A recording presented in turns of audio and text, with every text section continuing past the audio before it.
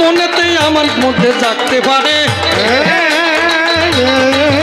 তুমি সত্য কথা বুঝাও মনে শুনে তোমার অমিয় বাণী যেমনে।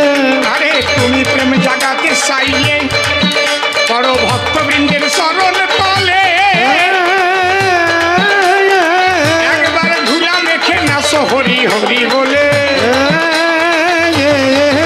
সবাই নেচে ওঠো বাহু তুলে মায়ের দেউল ধ্বনি যেমনে। তুমি সেই যেমনে প্রবাহিনী যেমনে।